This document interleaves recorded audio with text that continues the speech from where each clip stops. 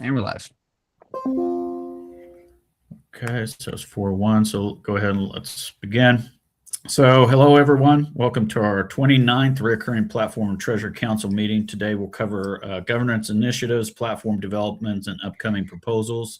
We'll have someone post the agenda to the chat right now.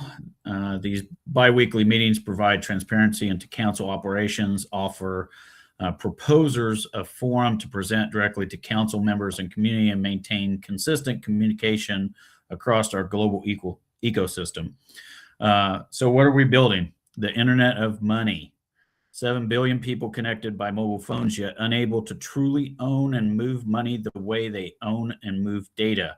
The Telcoin Association is changing that, establishing Telcoin Network and Tel as the blockchain and token standard for global telecommunications. Telecoms run the internet. With Telcoin Network, they also process blocks, securing the settlement layer for digital finance accessibility to every mobile subscriber worldwide. The platform layer that we have is integrated into 3 layers working as one system: the Telcoin Network, which is the EVM compatible layer 1 blockchain, which is validated exclusively by GSMA mobile network operators, introducing an entirely new revenue stream for telecoms. Telex, which is our liquidity layer, enabling user-owned self-custodial asset exchanges.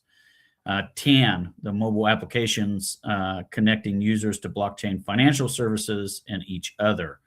There are 4 minor groups that share governance. The platform operates through equal stakeholders, which are validators, which are GSMA, MNOs, securing the blockchain and earning transaction fees, liquidity miners, providing liquidity to enable decentralized exchanges, developers building compliant mobile applications, stakers, users driving adoption and connecting payment networks. Each miner earns fees until issuance, aligning telecoms, developers, liquidity providers, and users across the value chain. GSMA validation rights scale to billions through existing infrastructure. Distributed ownership turns participants into defenders, viral at launch, defensible at scale. TEL is the native token. TEL powers the network as a gas token, staking asset and governance mechanism. Miners stake TEL to participate, earn fees from transaction, and harvest from issuance flows. Staked TEL determines both earning power and governance influence. Democratic governance. The Telcoin Association operates on a Swiss verine with 5 elected councils. Platform and Treasury Council hold global authority over platform-wide systems and token economics. We work alongside the TAN Council, the Telex Council, and the Compliance Council to accomplish those goals.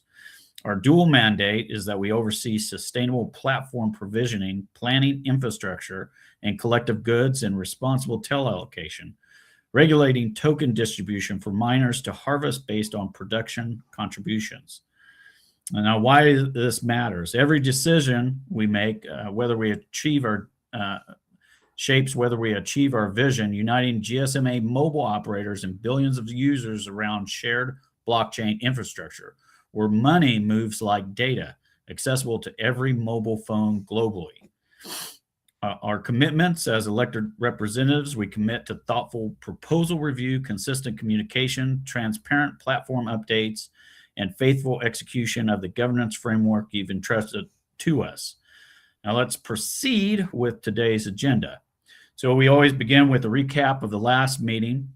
So in our last meeting, we discussed the Telcoin Association platform and Treasury Council meeting, provided updates on network development, security, and governance. Technical progress included continued production hardening, a planned DevNet restart following database improvements, and the closure of 14 security issues as the team advanced towards mainnet readiness. A key smart contract update removed the recoverable wrapper from interchain Dell, eliminating the 7-day bridging delay and improving user experience while better aligning with decentralized principles. The council received updates on the Unified Web Presence Initiative with early planning underway and an initial proposal expected from an experienced telecom-focused development firm. The Coin Metro exchange listing remains in progress with delays attributed to regulatory due diligence and further updates anticipated in January. Additional updates included progress on the Telcoin Network developer one-pager and early planning for year 2 tel issuance to support GSMA, MNO onboarding, and global commercialization. So let's go ahead and get into the cool stuff. We are looking for some Telcoin Network updates, and we'd like to invite either Steve or Marcus to the floor to give us an update. Yeah. Hey, AJ. Actually, I'm going to take it this week. Or Grant. We'll take Grant, too. Yeah. Hi, everybody. All right. So Telcoin Network update. We have reached a significant milestone. We just completed all the security findings from the competition audit. They're now officially addressed, merged in, and we just redeployed DevNet right before the call. So we've reached out to our Block Explorer partners, DexGuru, to kind of reset the Block Explorer and start re-indexing the new network. And it's closed out a major phase of the security hardening work. So now we kind of have we're wide open, full focus on the production aspects that we've identified through some stress tests and just increasing test coverage in general. So to be a little bit more specific, we are working through some major refactors on the way that we are calling databases that should significantly optimize speed, throughput, read writes, and historic data in general. And that kind of leads into the next big area of our focus to be production ready, which is refining that node synchronization strategy. So when new nodes join the network, a new validator wants to participate. After they stake, they need to sync with the network and download all the historic data. So it's kind of it's a little bit of a bottleneck right now. So we have identified some ways to improve that we're working on. We've also kind of started optimizing just the data requirements so that we are as slim as possible when it comes to historic data, which should also increase synchronization times, increase synchronization efficiency, and reduce those times. So as of right now, all the known bugs have been addressed, and we are, we're going to continue stress testing this latest deployment. As always, the detailed progress is available on the roadmap, and I want to say thank you again for everybody's patience, and we're getting close to being able to schedule this next round of audits that'll be targeting specific areas of the protocol. With that, I'm happy to answer any questions that we might have. We don't have any questions on the chat in here. Derek, do you happen to see any? No, just no questions yet. Just a lot of congratulations so far. I'm sure everybody likes to hear all the bugs or yeah. So that's yeah. Reminder: if you have a question about the network development, you can ask it in the chat. I know there was a question earlier, not in the chat, about the roadmap update. There hasn't been an update yet this week. We'll get that out this evening. So Grant has shared that, and we'll get that squared away. Okay. So if we have no further questions, we'll go ahead and move to the next section, which is Parker wants to tell us something about a Telcoin Bank and a launch of eUSD. It seems like it may be important. Indeed it is, and Happy New Year, everybody. Some microphone issues there. It's great to see everyone. Happy 2026. And overall, the last quarter of the year, we closed it hard. We made sure by the end of the year that Telcoin Digital Asset Bank was launched with eUSD as the first regulated digital asset bank issuer of stablecoins in the world. And that's a really exciting milestone both for Telcoin the company and for Telcoin the association and the overall network as we plug the existing banking and financial system and the systems for money that are the lifeblood of any economy. And now we have these digital economies on blockchains. We're positioned sort of like electricity within as a plug into this new world for money, markets, finance, and ultimately every digital good and service. And so I'm incredibly proud of the team over at Telcoin and all the work that they've done to get to this point. And this year is huge.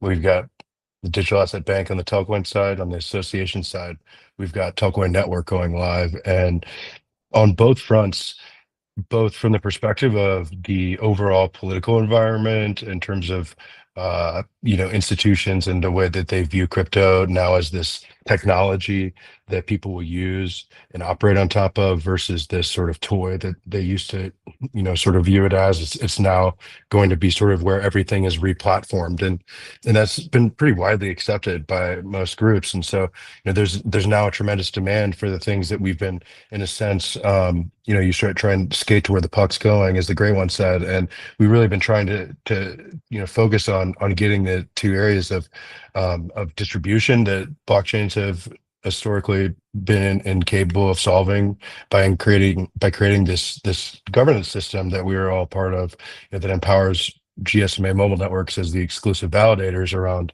a network where they're effectively owning this sort of rail that they already are really good at. They already do that. These telecoms around the world, they do networks as a service. And so bringing blockchains to their 7 billion mobile devices and sort of combining mobility and the future of money is really just an incredibly exciting area now that the digital asset bank is here, and we're really skating towards network launch with a tremendous amount of enthusiasm from the GSMA and a great strategy to go to market here overall.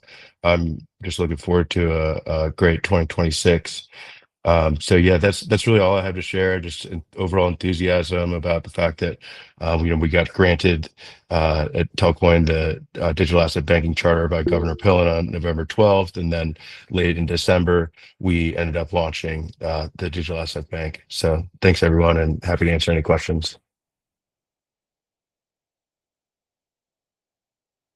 Grant, there's one Grant, Parker, there's one from the chat about just a clarification if personal accounts are the same thing as V5, essentially the wallet, if that's the same platform and launch.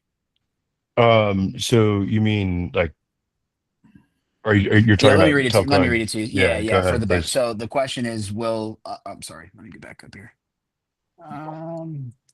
Since we are talking the bank, the personal accounts will drop with V5, right? Is that still due? They say January, but I know it's set in early 2026. If Parker could answer that, that would be amazing. Yeah, so basically, full steam ahead in terms of the teams executing on trying to bring a full banking experience into the existing Telcoin wallet through the bank. We're doing that in a phased way right now. The launch of the stable coins on chain from the bank in 2025 is this first bank issuer is the first step, and then comes sort of liquidity pools that are designed to maintain the peg, both as they're set up, but also from the perspective of people making markets and ensuring that peg stays at one. And so you sort of roll this out in a phased way, and then it gets to the wallet and the various other avenues that people can access the bank through the portal, and bring your own wallet, and the variety of areas that the company's focused on that will serve the entire set of crypto consumers, both through the app and broadly across the industry. Okay, James, you had a question?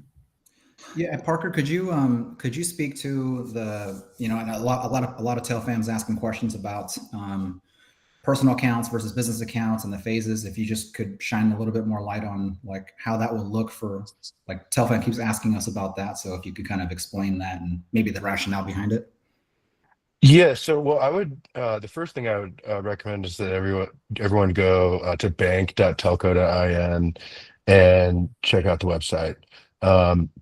And so, but there's a few different distinguishing areas. Of course, there's personal and there's business, and that is through a variety of different portals or sort of solution architectures on the business side.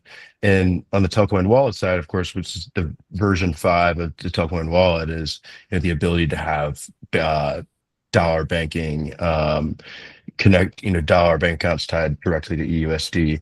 And so that is huge. And then the ability to sort of bring your own wallet as well is a product that people are focused on. And the space for banking the crypto economy, both through our wallet and just generally, it's both completely ripe, and no one has been able to actually play in that market in a meaningful way yet for the general population. And so setting up the right accounts for the right folks is something that's an ongoing process of getting it right. But I think we have a really solid approach to getting to folks through our wallet and also through the bank, whether that be individuals and retail or business. But I also don't want to shift too much of this call into the bank. But anyways,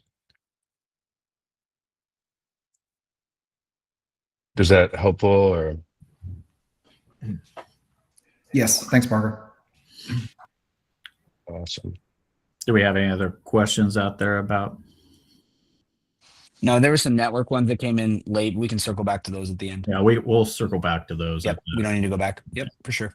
That's it for this. We can keep going. Okay, so next we're going to talk about enhanced liquidity on key exchanges. That will be Dwight. Yes, thank you. So this will be a quite longer one, since I want to go into detail, because these situations always cause a lot of questions and concerns within the community. So in the past few weeks, Telcoin has undergone a significant structural shift, moving away from some exchanges toward becoming a regulated pillar of the Internet of Money, as you all know. The recent delistings of Tel on exchanges like BitGet and LBank is not a sign of project decline, but rather a calculated consolidation effort from the council. Telcoin is narrowing its focus to high quality, regulated liquidity to support its new status as US chartered bank. The goal here is to funnel the liquidity where it matters the most, right? The liquidity on all other exchanges is unchanged right now and is constantly monitored and adjusted to the market needs. We have ongoing initiatives, as you might know, in the background to further strengthen the established and new exchanges, like, for example, Bybit or Coin Metro, which is upcoming. And like the delistings I mentioned on LBank and BitGet reflects a broader quality over quantity approach to our market presence. We have been monitoring the situation on these exchanges for the past months and came to the conclusion that it lacks organic engagement and volume. So the volume was very low. There was not a lot of organic orders per day. And another reason for the decision was that these exchanges are from time to time changing their liquidity requirements, usually once per year. So they make it tougher for projects. And to fulfill these requirements, we would dedicate more funds to maintain the listings, right? We want to concentrate the liquidity, obviously, and by removing Tel from smaller or less regulated offshore platforms, Telcoin aims to consolidate trading volume onto strategic venues. This reduces price fragmentation and prevents low volume wash trading from affecting the token's market health. Further along the line, we focus on regulated partners. As most of you know, Telcoin recently secured a major listing with Uphold. This move is intentional. Uphold's compliance first nature aligns with Telcoin's banking charter, making a tier 1 market for the ecosystem. Further, the upcoming Telcoin wallet Volume 5 is designed to be a primary liquidity hub. By integrating bank accounts at eUSD directly into the app, Telcoin is essentially building its own internal exchange, reducing reliance on third-party platforms. Overall impact on the ecosystem and growth and adoption of the situation. The transition is fundamentally changing how users and partners interact with Telcoin in the future. We will move from a speculation to utility. You could say that previously Tel was mainly used as a remittance token. Now it is becoming the native gas and collateral token for a regulated banking network. This shift attracts institutional partners like MNOs who require regulatory clarity before participating. So this was a longer one. Feel free if you have any kind of questions at any time regarding liquidity, regarding markets, regarding exchanges, to come forward and just contact me, either in the Telegram group for the community or on X, for example. I will try to answer all your questions honestly and openly. Thank you. Thank you, Dirk. Do we have any in the Parker? You had a question? Thanks for the color, Dwight.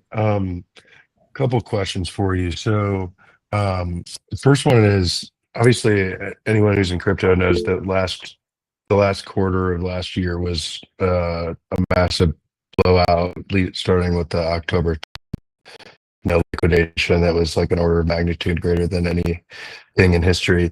And I wanted to get your sort of overall your view on the current sort of market conditions now, and over that time period, what you're sort of seeing across the exchanges for Tel that we have objectively, and relative to, I guess, other times, and that, and yeah, I guess that's a good first question.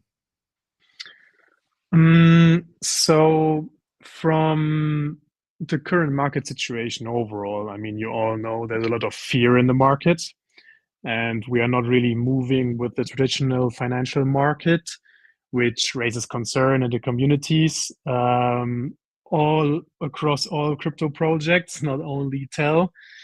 And it's understandable, right? But if you look back the past years, we had situations like these coming. And usually, I try to quote like one financial advisor I know really well.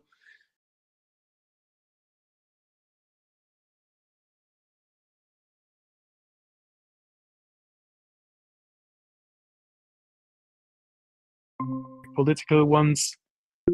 And so, yes, there's a lot of uncertainty right now, but and it could, like, the whole crypto market could have another leg down, I think.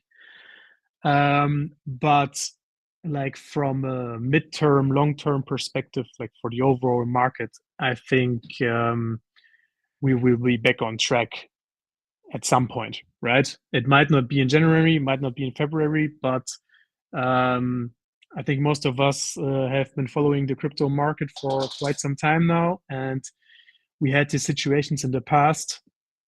And obviously, the situation is impacting Tel as well, right?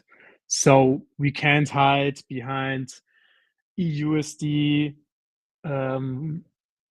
our new wallet, which is upcoming, banking charter in Nebraska. Obviously, these are all great signals, but I would really align it to everything which is happening within crypto. So if you travel back in time and look like 2 years ago, maybe like ask Gemini or ChatGPT for news within crypto from 2 years ago and compare that with the news within Telcoin and the overall crypto market in the past 12 months, right? If you read that, it's crazy what is happening within crypto. And I think the whole industry is setting up for a crazy rally in the next years, right? So I think we are right now only focused on a really short amount of time.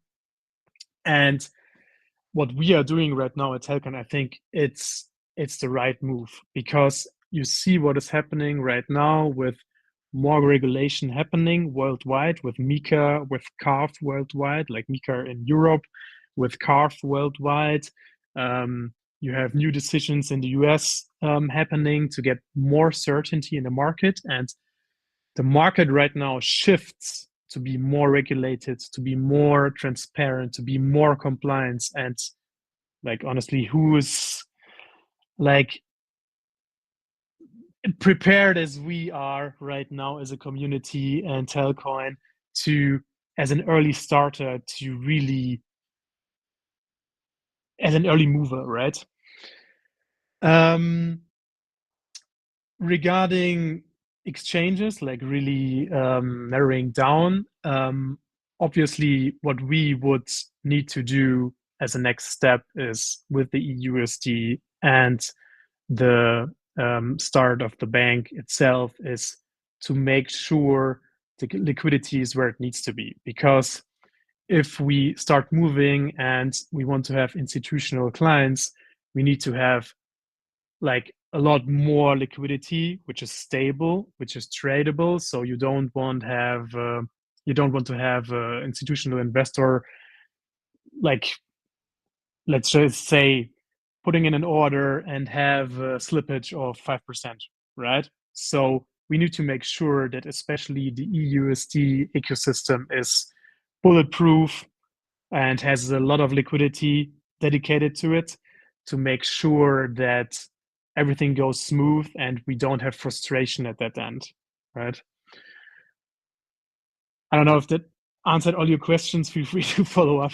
No, that was helpful for sure. Definitely an exciting time on the Telcoin digital asset bank side with the USD and then with Tel. I think it's on the same point that you made. Interesting to see where I expect some sort of mass consolidation, because if you have low volume and liquidity and declining prices, that generally that's when things start to come out. And the last situation that anyone wants to be in is an exchange bankruptcy situation where an exchange has the TEL tokens on their balance sheet. We have to be really discerning about and prudent about where we engage with in terms of exchanges. And increasingly that is, I think, something that we just want to say, okay, well, I think that it was the right approach to move the liquidity to Uphold, and it's not even a question based off of the other ones. And so I think we should just continue to do that this year, and Yep. appreciate everything you guys do. I 100% agree, and I might want to add that for all of you, like, being around the globe, I think the impact right now of more transparency is not yet seen, right? So over the next months and years, you will see more like meme tokens, smaller exchanges, etc., are going to disappear, because transparency is on the move, right? If you just Google what CARF is about, what MiCA in Europe is about, they're like hiding spots are getting taken away. So it's a lot harder for shady projects, shady institutions, shady guys around the globe to just get out and make, I don't know, trades and whatever, purchase here, purchase down. Alexa, stell Lampe an. Sorry, my light went on. And I think we will see the impact over the next months. And I think early 2027, you will see a lot more impact. And I think a lot of exchanges will go down starting 2027, like small exchanges, not regulated exchanges, offshore exchanges, because they will lack engagement of people former like hiding in the shadows, let's say. And I think this will have a huge impact we currently not yet see. Derek, go ahead. There is a question on the I gotta fix my mic. I apologize, guys. Give me 1 second here.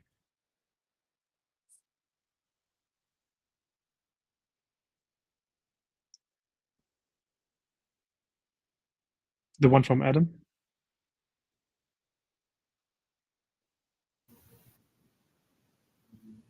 Yeah.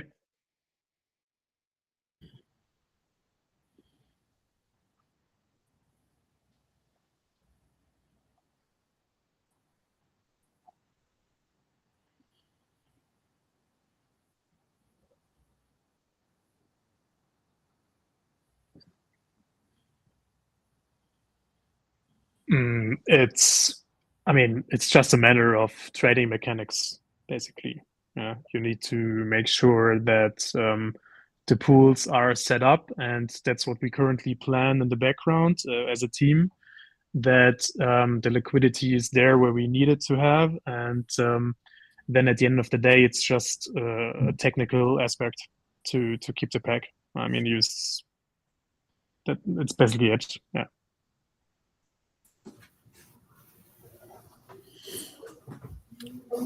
I think Angelica, you had a question? Angelica had a question. Oh, yes. How do you ensure liquidity for the institutions? By adding more. Yeah, it's tough to say right now, right? Because no one knows right now how the adoption will be for institutions, for like not only institutions but everyone.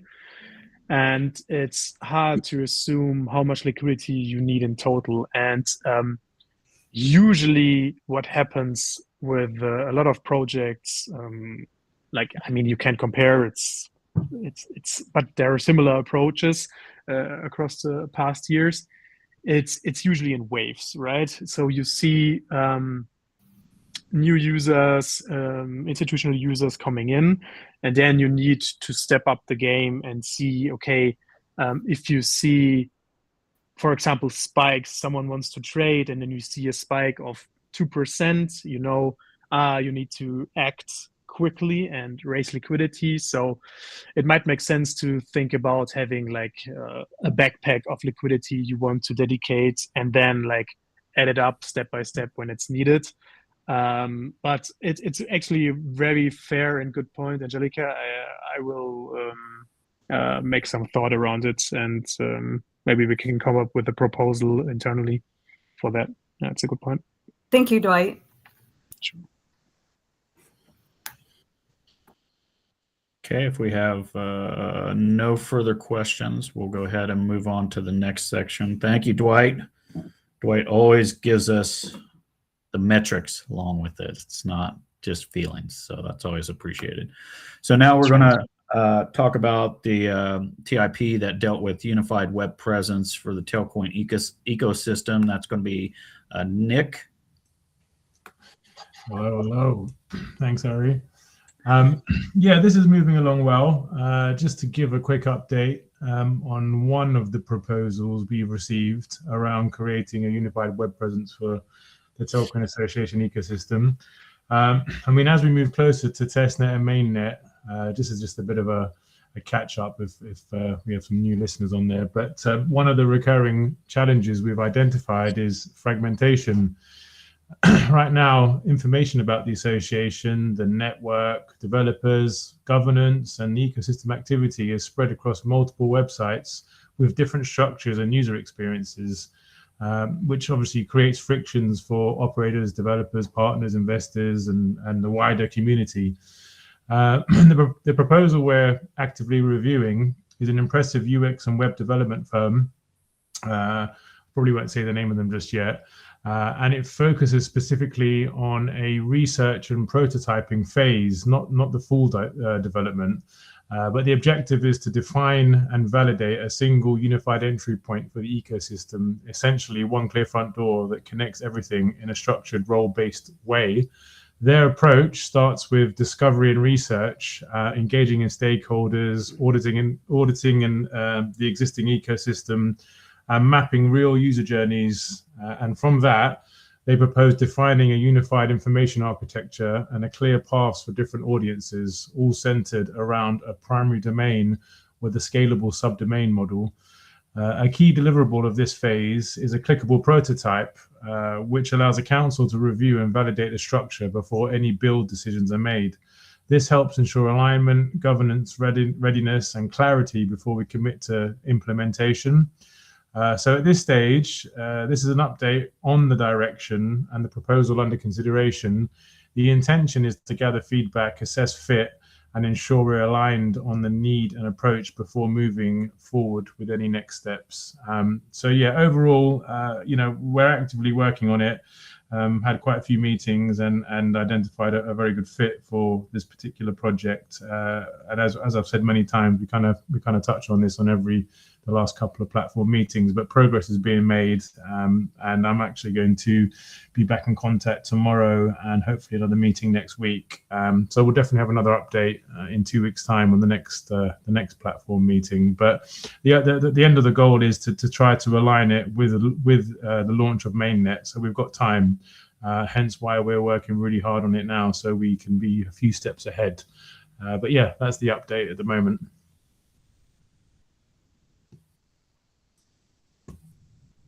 I don't know if anyone's got any questions. Happy to answer, or just let me know. Any questions for Nick at all?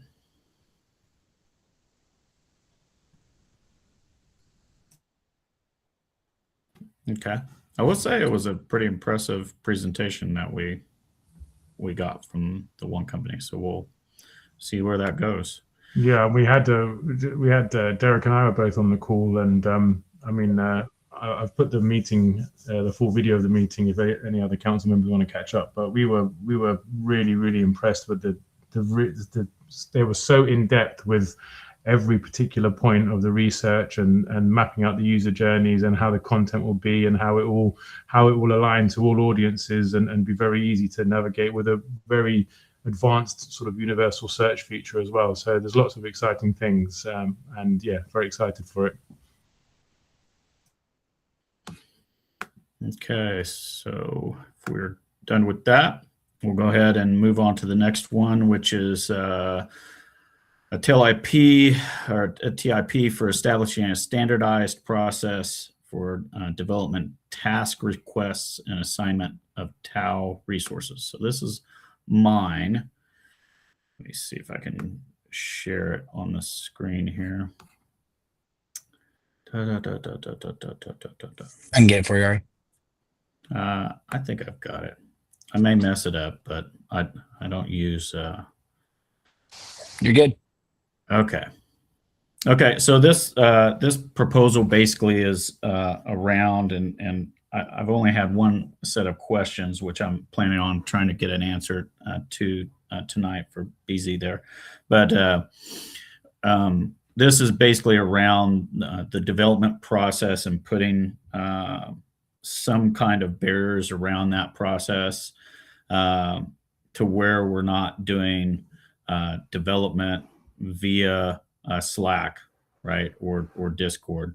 So all of our tasks that we task grants team or any development resources that we ask the association to do with these proposals, we need to start going and thinking in terms of resource allocation and giving, Grant and Parker and us as a platform some tools to help manage that process, to make it a little bit more orderly, because we have a small team of developers whose concentration is supposed to be, primarily on the network, and then we also have resources that are working on, development outside of that to some extent.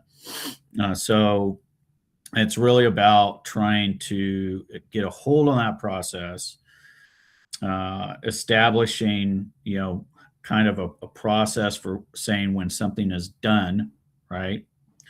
So that we're not in a continuous phase of an ongoing project that spans years and years, right? But we can break it down into discrete parts.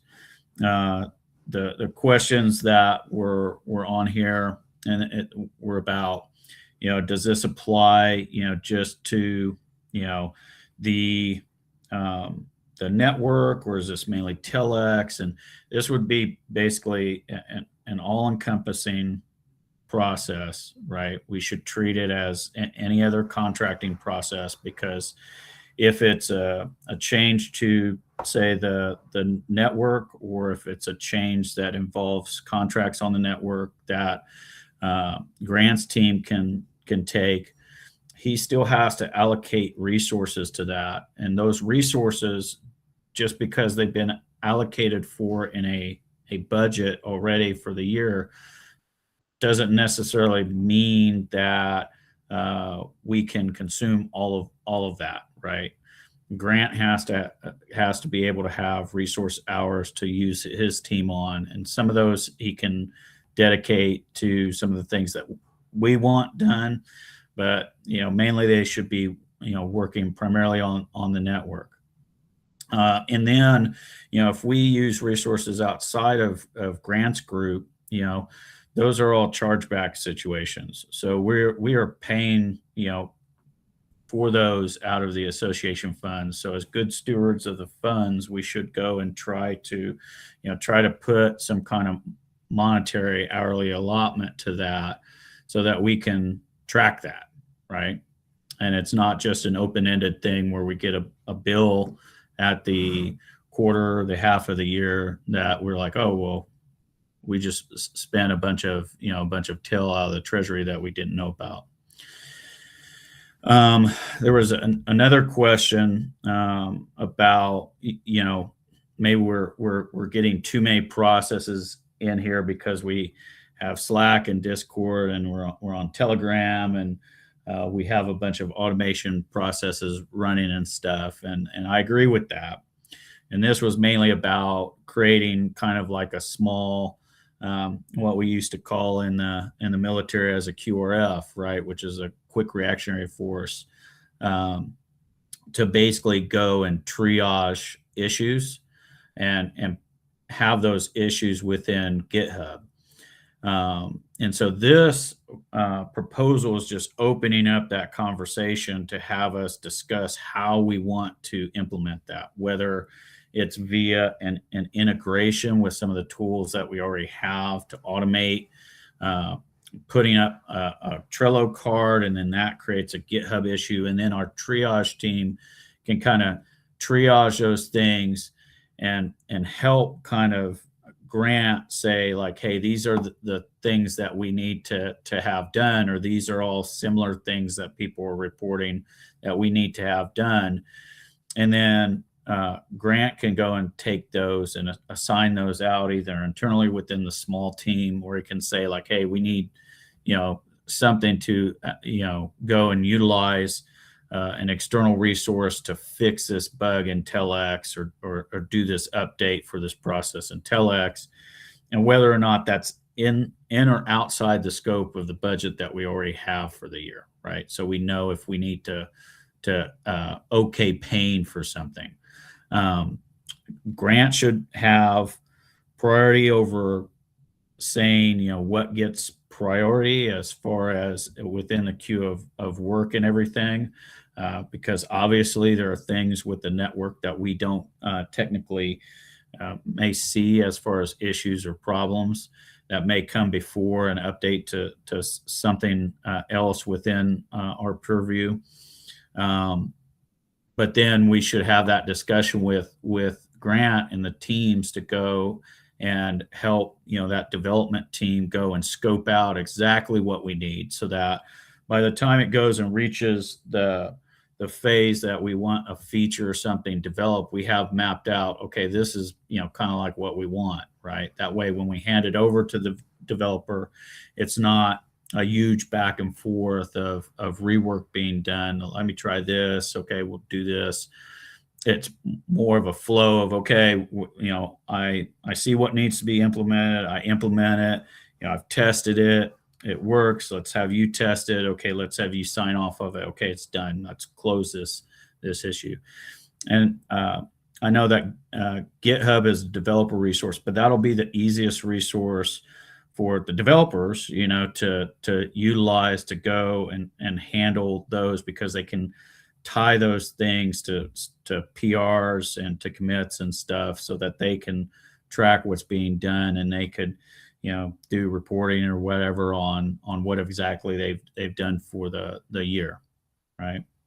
I think that was about it. I was trying to remember the last question. That was, let me stop sharing here so I can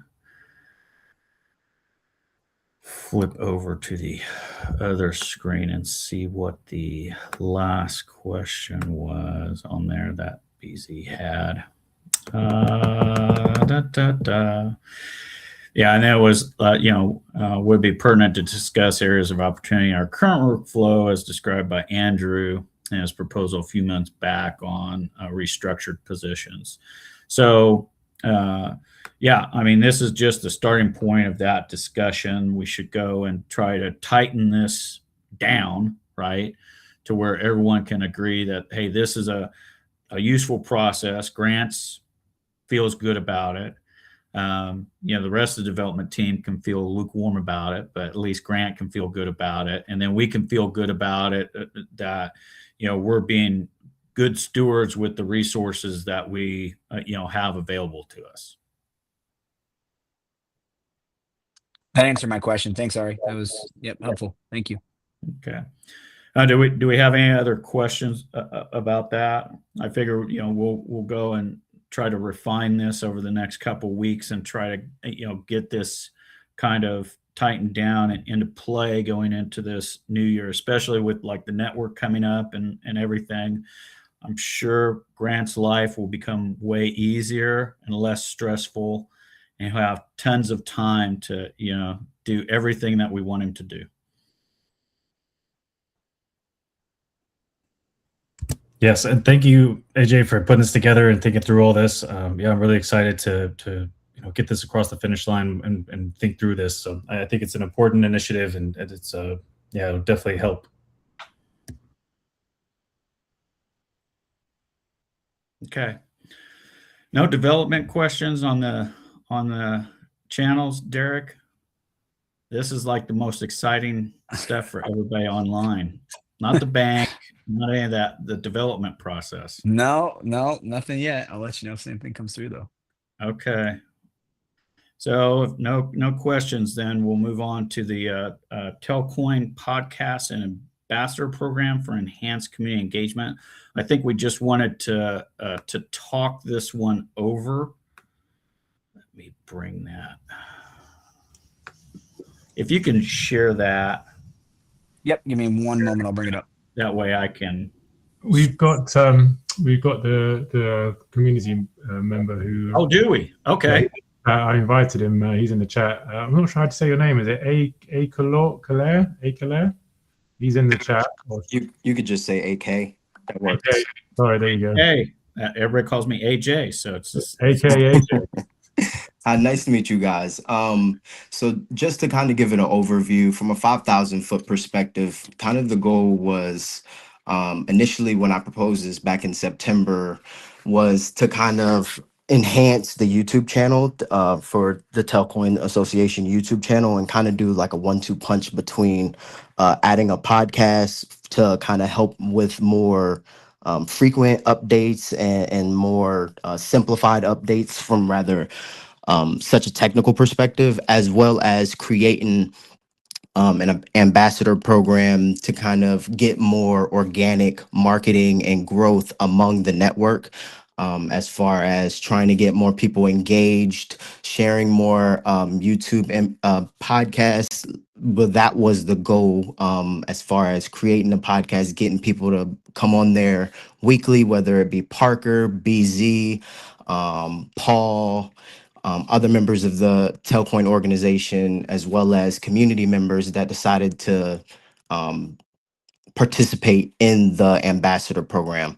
Initially, the goal was to kind of make it a volunteer-based program to see how much engagement we actually get, kind of make it kind of a behind the scenes type thing to where more people, the people that are part of the ambassador program kind of get frontline access to kind of updates where we are, what we're doing, so we can kind of give out feelers and little hints about what's to come, as well as just drive more engagement. And from my perspective, I was thinking a little bit longer term. So when you mentioned like a unified platform for the ecosystem and apps, I was kind of thinking you can merge that into like the podcast and the ambassador program and kind of leak that out there as far as getting people to kind of understand some of from the customer side, what are the things that they're going to get from the network and from the association.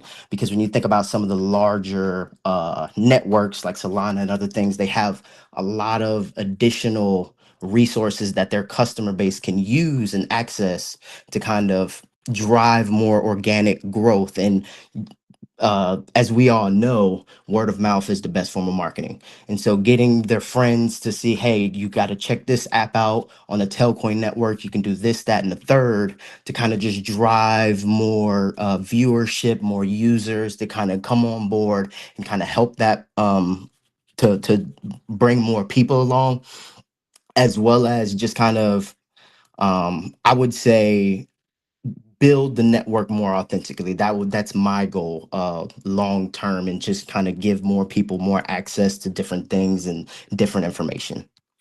In a nutshell, that's kind of what my initial thoughts were as far as the podcast and the proposal, the ambassador program.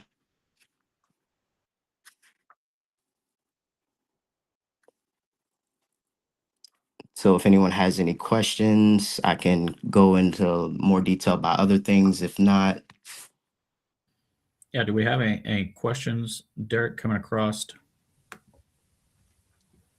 Nothing yet. It usually takes a few seconds for when we post something for people to type. So check back in just a minute. I have one, or maybe more of a thought.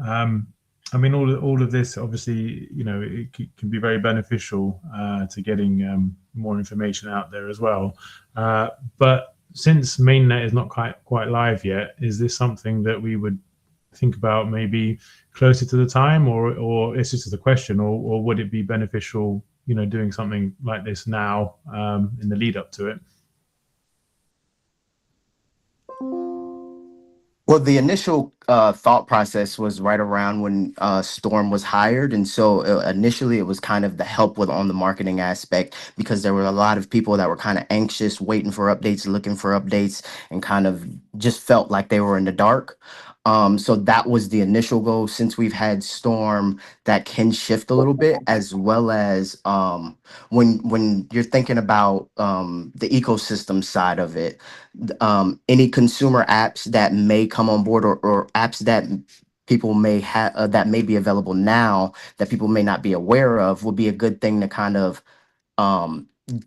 drive more people to the Telcoin wallet or whatever other platform that we're going to be using for all the other ecosystem apps. Is kind of the way I was thinking about it, to try and get people to start seeing different types of products that Telcoin will have to offer in the future, outside of just the eUSD and the bank and other things that they'll be able to gain from using the network. Does that answer your question? Yeah, it does. Thank you very much. It's all very interesting.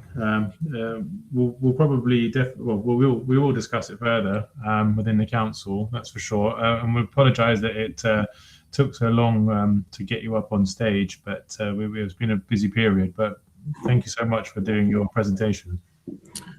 Parker has a question. Hey, Ken, nice to meet you. Wonderful proposal. Thanks for coming up, man. My question is around costs, and just in cost from the perspective of monetary costs, but also coordination costs, and how you see that playing out. excuse me. And then I would say, just as a comment on this, that I think it's good to start now with something like this. YouTube's reach is insane, and the amount of attention that YouTube's reach has like been able to garner from that reach is also crazy. And you have this sort of compounding effect of content that all of a sudden there's so much information out there, it's hard to miss it. And there's sort of an escape velocity from a distribution perspective that this proposal excites me about. So yeah, but my question is about costs. How do we get this done? How do you see those come from? And what's a ballpark if you have one? And would you be involved in this as the leader of it, or through a company, or is this something that we need to work with the agency to do? Or So initially, the goal was for it to be, as far as the ambassador program, would be volunteer based initially. So to kind of try and minimize the expectation of compensation. So people who are really excited and really looking forward to using the Telcoin network, excited about what they have to offer. Things of that nature. As far as initial costs, would I be willing to be involved? Yes. I have no problem being involved with it. It's something that I would definitely be more than willing to help as far as setting up. I think the biggest thing will be working around each different I would say group, as far as you got the ecosystem side, the network side, the governance side, and seeing how everyone could kind of partner together, whether it's just one member of each group. And kind of the way I was thinking about it, start off using like Telegram, Discord, something like that, so we can all coordinate and kind of get and more information from each side of the table, so we can provide more of those updates and more information to the community. Um, as far as the podcast side and costs pertaining to that, the way I was thinking about it is use the ecosystem to drive to support the costs of the podcast in the form of new apps that are developed on the network. They run their ads through the podcast, and different things of that nature. As far as new updates, we will kind of be able to give people upfront promotions and kind of use the community to gauge more ideas and different types of strategies and things that we can also use within the network and the association to continue driving more growth. Does that make sense? yeah, thank you so much. Mhm. And the last question is, who's going to be the host? That is something we can figure out. I have no problem being a host. Someone else could be the host, but my ideal goal was to have one host, one council member, and like a community advocate that everyone's very comfortable with being a part of the platform to kind of share ideas and be a representative of the community. And so they would kind of be that first go-to, as far as people seeing them as a representative for themselves, as the small newcomer to Telcoin that's trying to find out more information. And then as we continue to grow the ambassador program, we'd have more people to kind of take over that task, as well as have like an ambassador segment for the podcast, to where we congratulate people for engagement, getting more customers involved in the ecosystem, different things of that nature, to kind of just spice it up and continue to make it authentic and drive as many users and as many eyes to the platform, the app, the podcast, the network, everything. It's kind of the goal long term. Yeah. Angelica, you had a question? Yes, I do. I wanted to tell you thank you for your presentation. That's a great idea for your Telcoin podcast and ambassador program. I have two questions for you. Number one is, whoever's behind this, are they what's their growth in their community? Can they build a community? That's what I'm asking. The second question I have is, say we do this video podcast, how can you guarantee organic growth throughout the different like 6-month period in a year? Those are my 2 questions. More driving more users, so creating and sharing more original content through the ambassadors that'll be a part of the program, as well as the association would be sharing some of the content that's shared from the ambassadors. I don't fully understand the first question, if you could elaborate on that one a little bit.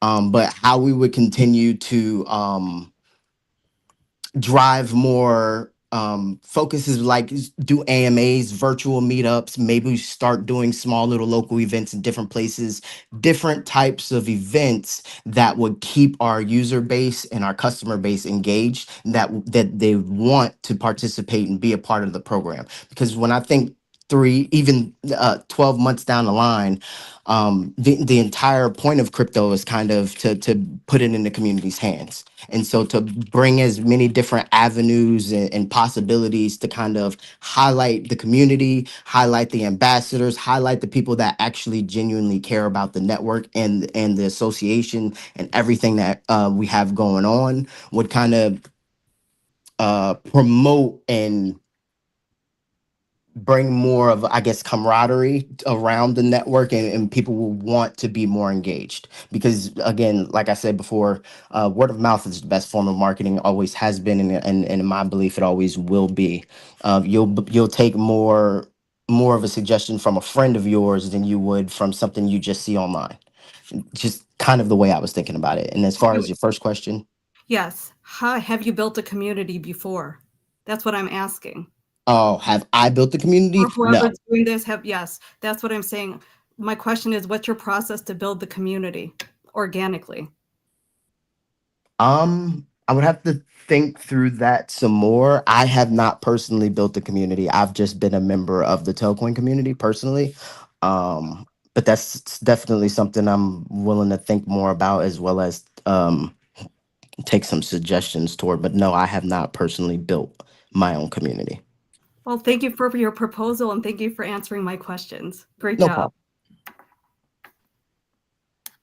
problem. Just a side note, since the on kind of the YouTube stuff, right? It's not going to be that, it would not be that complicated or difficult or expensive to figure out a way to do a highlight, just edit of the streams. So I know that's been so just putting that out there from a technical standpoint, there's already a raw file available that's already transcribed. It'd be pretty simple. So just Perfect. so everybody is aware, something, if we decided to move forward this, we could look at scoping that out. It would be pretty easy to incorporate from we can figure that out. It's not a hard process. I will say, just an ancillary thing, there has been some success. I've been in tech area user groups and stuff, but also like one of my businesses is a payment systems for direct primary care. So and those are kind of like niche areas, and kind of like what we're doing right now is sort of a niche area, because we're not everywhere. So I have seen podcasts like that in niche areas gain traction. And I mean, if it was something that was low to no cost for us to basically do, it would just take some commitments of some time, I guess, from some people and everything. It could probably pay off a little bit. We could do like community spotlights and go over Grant's life and his upbringing and everything, and how he got to here. I propose 7 days of AJ. 7 days of AJ. All my personalities, all on each day. Okay. Do we have any other questions for AK then? Okay. Thank you very much for that.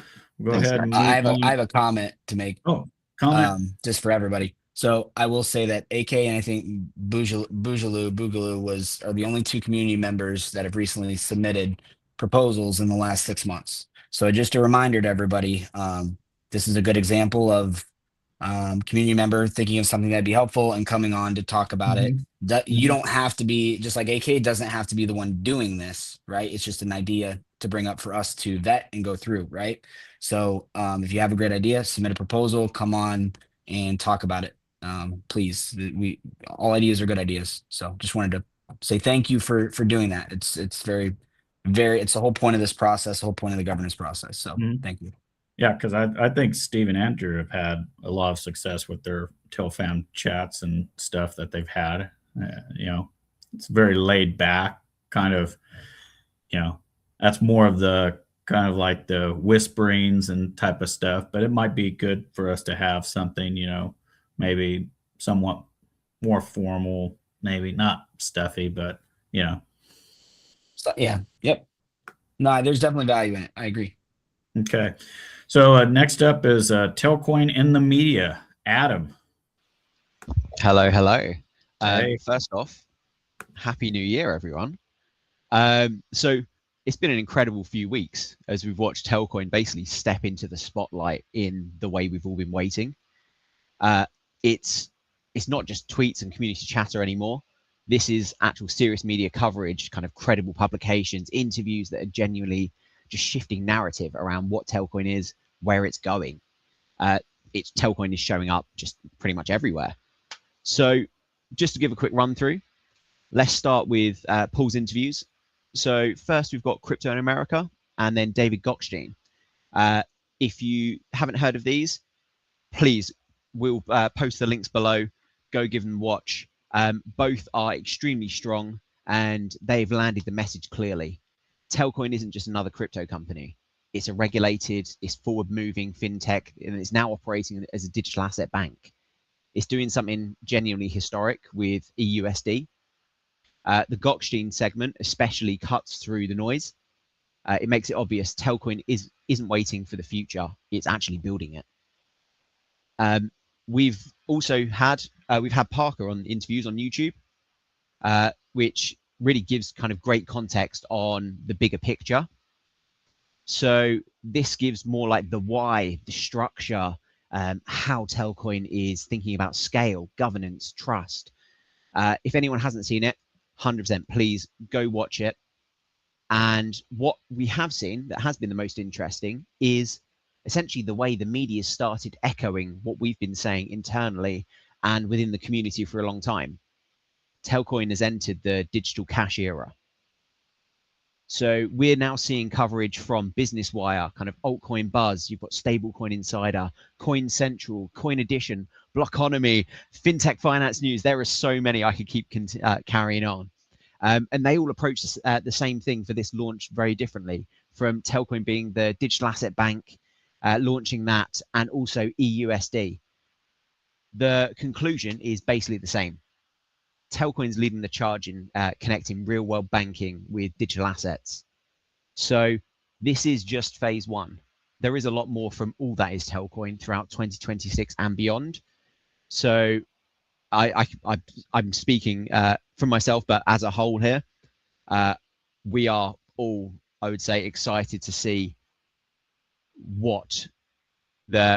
eventually what we can launch and tell the community and showcase everything that has been worked on. So Derek, would you be able to post the links below if possible, just so people can then review? Amazing. Thank you, buddy. But yeah, it was just a quick update. There are many more, but from the news side and media. So please have a scroll throughout Twitter. If you haven't already, subscribe and sign up to all the key accounts. I said Twitter, X. Oh my God, I am. Yeah. So yeah, that was just a quick update. There is more coming throughout, and enjoy the journey.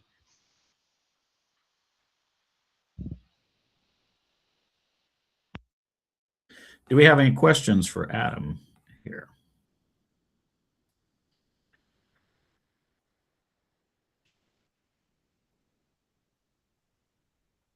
Nope. Okay, so we'll move on to open Q&A. So BZ, if you've got questions, I know we had to Sure. That's all good. No, we've got a few. One of them I posted in the chat. If you want to start with that, I think.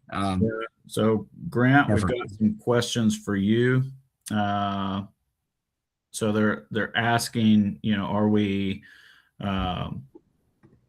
weeks or months away? I know that you probably don't want to answer that, but you can tell us end of month if you want. But yeah. Well, we're still let's see. Coming up, there's some really big dates, right? The first week of March is the Global Mobile World Congress in Barcelona, Spain, and it's so that's a huge date. I can't say if we'll be launched before or right after that, but I'm definitely that date is on my radar. So really what I think we can say is that we're weeks away from scheduling the next round of security audits, and from there the timeline really depends on what those results are. The cycles, we're planning to move forward with these audits once we are convinced that we expect no findings, but as we saw with the competition results, that can also be it can take, depending on the cycle and the findings, that can add time. However, I expect significantly less findings than the competition that we did. So, we're going to continue to share progress as we move through each security gate. The focus right now is to just get these last known performance optimizations kind of worked through, and then moving forward to the audits. Something else to keep in mind is that for these specific audits, we are targeting highly specific, handpicked security researchers that are experts in their domain for very specific parts of our protocol. So we are working with our partners at Spearbit, Cantina. There's also some other security firms that we're looking at that specialize more in Rust and just protocols in general. But something that we definitely are most interested in prioritizing is finding the right researcher to have that has this expertise and this background to do a thorough evaluation before we turn on the mainnet, because that is going to be it's real money at that point, and there's no takebacks, right? So we're going to do it right. We're going to do it once. We're going to do it right. Yeah. So this first round of audits, was really kind of like the water hose, right? Mm-hmm. So now we're from the sledgehammer phase to the scalpel phase, trying to fine tune things. So exactly. Okay. And then the follow up from this Derek character says, well, MNOs begin testing soon. So that would probably be after this next round of security audits, before we would kind of let them into the testnet playground. Or that would definitely be the sort of, I think publicly we might release after the security audits when we're depending on the stability of it. But we're expecting MNO partners to start testing soon, working towards having this data center infrastructure ready, at least in the near term. Again, this is more on the weeks, not months. And that's going to enable the next phase to kind of have the testnet thing going. So I think initially the plan is to just kind of do a soft launch internally, make sure everything is good. But at that point, opening it up to the public and making a big announcement once we're confident that testnet is stable and ready for the volume. Okay. Derek, do we have any other questions? Yeah, I'm scrolling through here. Are there any that are not for Grant? That's what I'm looking for. Let's see. So this is good. This might be, and somebody else from Grant can answer this because I know a lot of people can. Somebody asked what the role of the token is in the network at scale. Kind of, if somebody can, I know Nick, I think you speak really well about it. Anybody can. I think we can all kind of. This is probably a new person tuning in. Oh, yeah, Parker, perfect. Yeah. So basically, it's the The Telcoin platform is this combined structure of three blockchain networks. And so that's Telcoin Network is the base level blockchain where the telecoms are the validator set.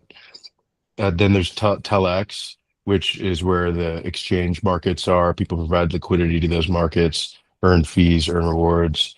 And then there's an application layer where there's developers who are GSMA members, this consortium for telecoms that produce mobile apps on top of the network that utilize its underlying layers, the exchange and the blockchain. To connect their users to other users and to the services that it offers. And then there's stakers, which are the sort of power users that drive adoption and try and create payment networks between each other so that they can use this and establish the system as shared infrastructure for payments. And so Tel is used throughout all three of these networks, or what we call the Telcoin platform, this combined structure of the three of them for a variety of purposes and you can basically look at it from a few different perspectives. So it's it's used as a sort of production input. So if you are a miner, you need to use Tel in a productive way alongside work, some sort of form of labor to produce the services that you offer. And so it becomes this production input. For instance, proof of stake consensus, this sort of way that these blockchain miners secure these blocks of transactions to the network and form this chronological history of it. They stake Tel and secure the network, and that stake Tel is for a variety of reasons, but ultimately, in order to secure against risk of dishonest computation or breaking the rules. And so it is at risk of being slashed in later phases. And it also is used for liquidity provision by these liquidity miners and who provide Tel alongside other assets to create these trading markets that people can use to access all sorts of wonderful assets from digital cash to Bitcoin. And then at the application layer, stakers and developers use this to determine the amount of Tel they can earn for producing their services. And so it's a production input. It's also used in consumption at every layer, wherein at the base layer, in order you sort of have to pay this this fee for these validators to secure the blockchain, the block that you're trying to transfer in to this network.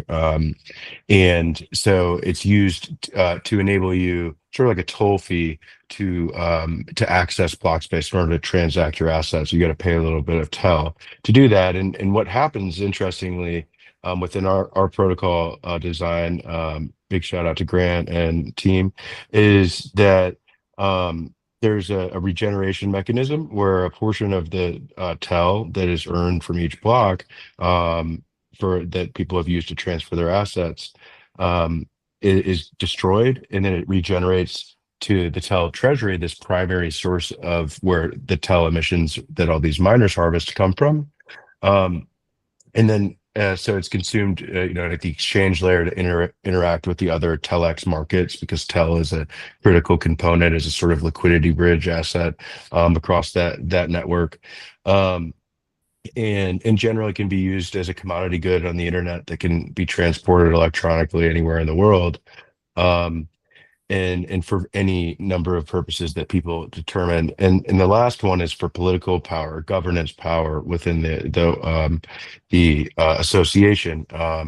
You, based off of the Tel amount that you have staked as one of these four miner groups, the developers, stakers, liquidity miners, and validators, that determines the pro rata, the proportionate amount of voting power you have in elections and in which we're all elected representatives to these two councils from these four miner groups, and so it's used to determine how much voting power you have. So the Tel staked by one validator determines how much weight they have to vote in an election. And then it's also used at the higher levels of governance, the constitutional layer, where the minor groups can vote to change the rules of governance, and they have to get an 80 to 20 approval rating and quorum threshold to and have all 4 of the groups in order to change governance rules. So that's probably more detailed than you were asking for, but hopefully illustrates what Tel is and why it's such a cool thing that is uniquely enabled by this technology as a scarce good on the internet that has incredible usefulness and scarcity upon consumption. Thank you. Yeah, I think it's good. Yeah. AK has his hand raised here, so I'm just following up on the statement Parker made about the MNOs and kind of deploying their apps. Is there, when thinking about the DeFi side of what Telcoin wants to do, is there going to be an avenue for independent developers to kind of deploy apps and programs on the network themselves? Great question. And anyone else can jump in after, but yeah, so the network is, open access in the sense that people can build on top of the network any application that they want, similar to how Ethereum and Solana and these other public blockchains work.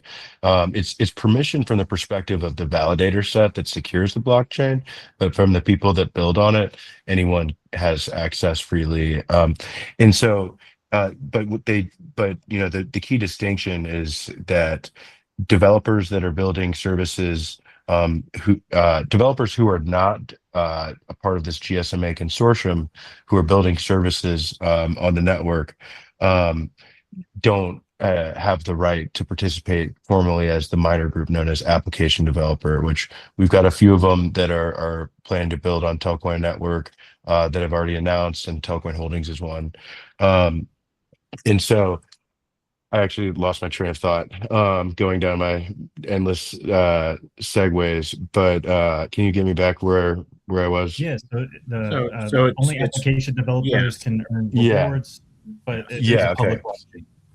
blockchain. So these GSMA members can build applications though, and they participate as this minor group called application developers, and they have the right to harvest the native token from the application developer inventory that is extracted each year, and to participate to represent their interests in governance. Now, we're targeting GSMA members to build the entire value chain for mobile services on a blockchain, and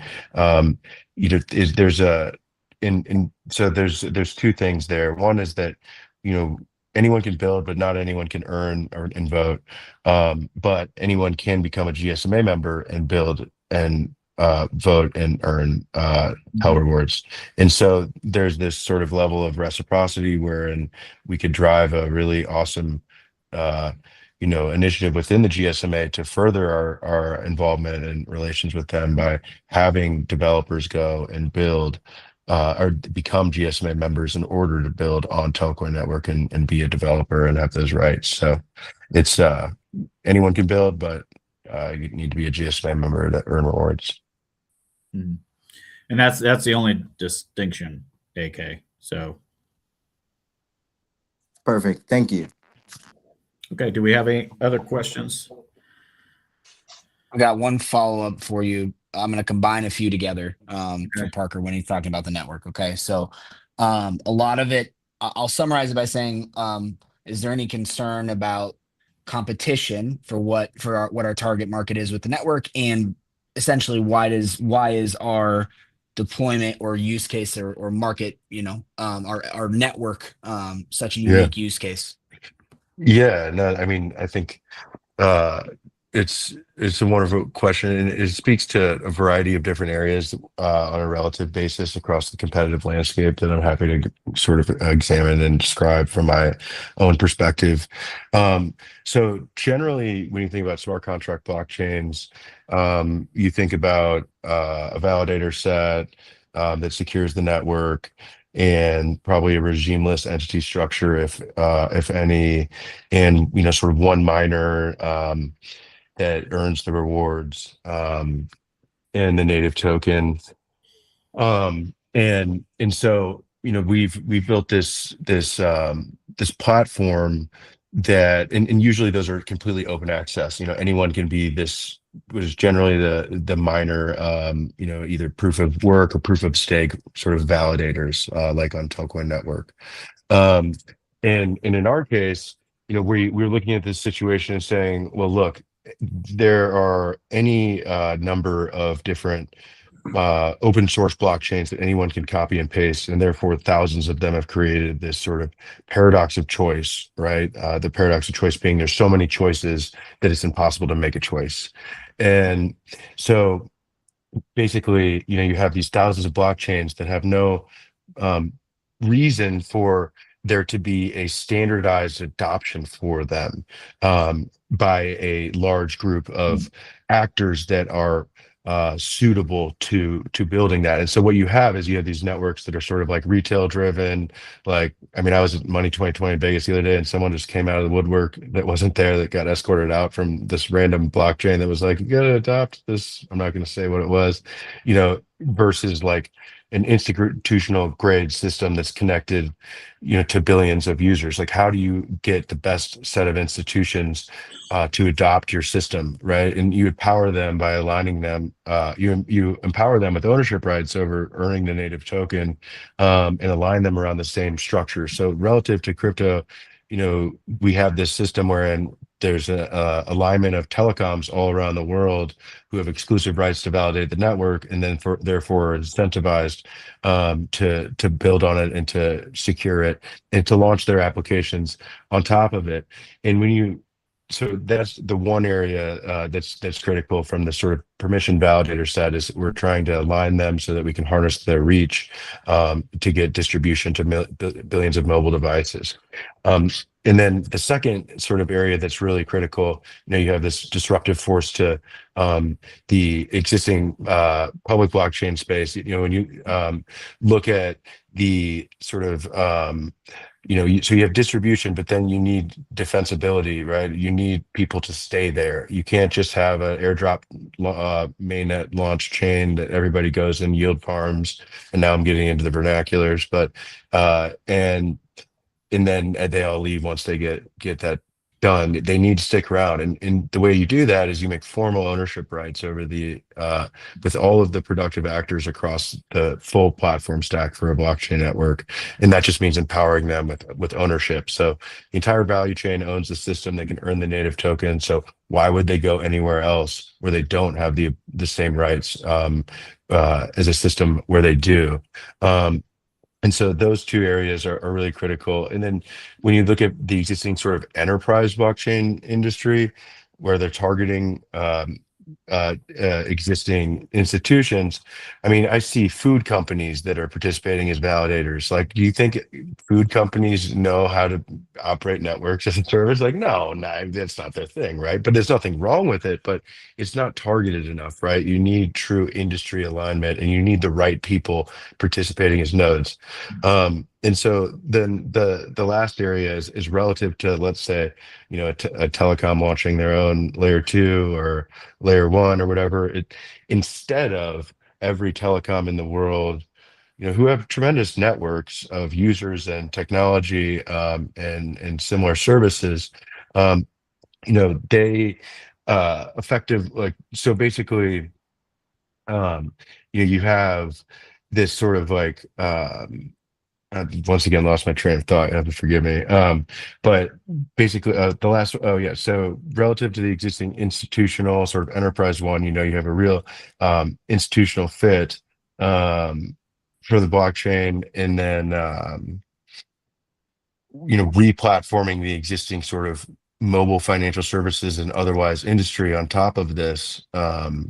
It just makes sort of the most sense from a segmentation perspective. It's a large market, and we're uniquely positioned to capture it. And so it's where this you could like as a telecom, what happens if every single telecom in the world goes out and launches their own, let's say, layer 2 OP stack blockchain? Well, it'll take 7 days to move in between them.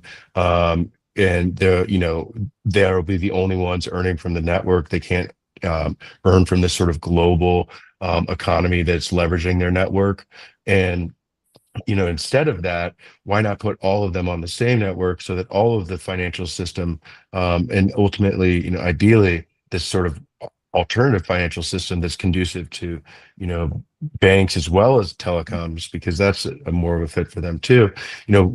Instead of having that fragmented, what I would consider a abstraction of the existing fragmented and siloed and cut off and closed source financial system, combine them all into one, and the network effects will compound as users grow across them. And so, that proposition, I think, relative to like a solo telecom launching a blockchain is, in my view, just infinitely better. Why not collaborate and co-produce something that you share ownership over, versus create your own siloed and smaller market?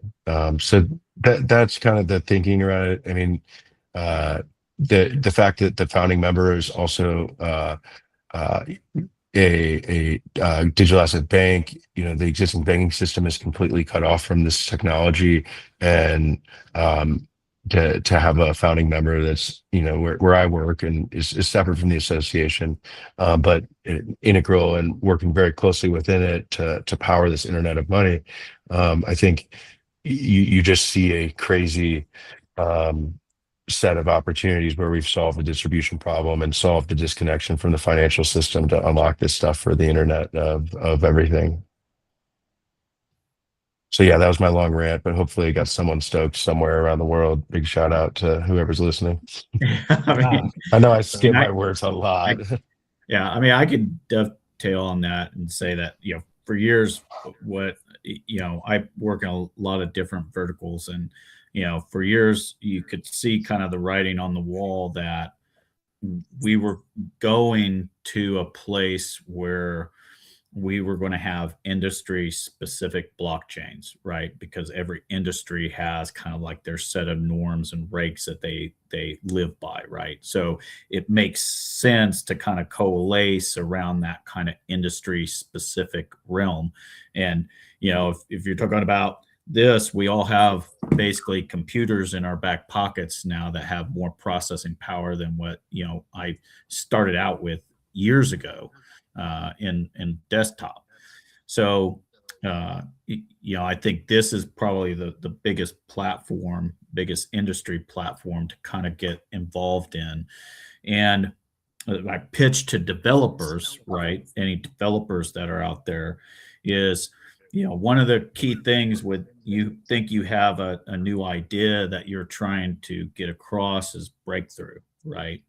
And what you have coming up is an opportunity to have basically a huge greenfield layer one network that's out there that you can build things on and build services around that, maybe even these telecoms will, want to utilize, because they don't want to build that thing or that aspect of their process that they're trying to do. They'd rather just link into yours.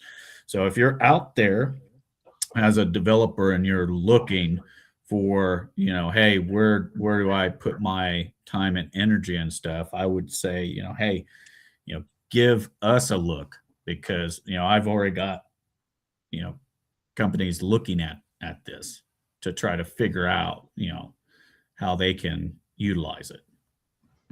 So that's all. Love it. It's well said, and we covered a lot. So I just want to add a little bit of icing on the cake here that, Telcoin Network is fully EVM compatible, but it also reaches instant finality based on the type of consensus that we're using. And we are also planning to launch with stable base fees. So those are two things that are going to be kind of even more special about Telcoin Network for native EVM users. And final thought is that, as far as future proof for Telcoin Network, we are launching with an EVM execution environment, but the consensus is built in a modular framework, so we can support future execution environments. So with telecoms and as blockchain protocols and just the whole industry advances in general, we aren't locked into exclusively EVM, if and when that ever makes sense. That's good. Do we have any other further questions, Derek? A lot of it we've covered. I mean, we're approaching Yeah, 45 minutes over, so I think we're so we're if I will say for anybody on the stream, if you have questions that weren't answered, again, and great conversations, we like it, right? Post them please in the Discord or on the X account so that we can make sure that they get covered and answered by get you an association answer or whatever else.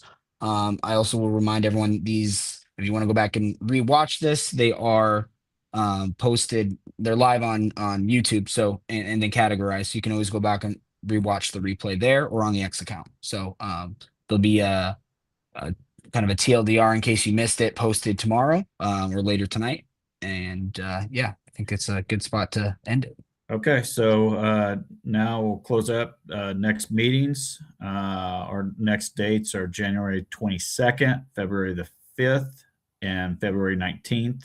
Calendar invites will be sent out to all council members. Remember, these meetings are crucial for maintaining transparency and communication with our community. Thanks everyone for participating in our 29th recurring council meeting. I hope you all had a great start to the new year. We're excited to showcase all the developments and updates for all entities of Telcoin. And with that, we are done.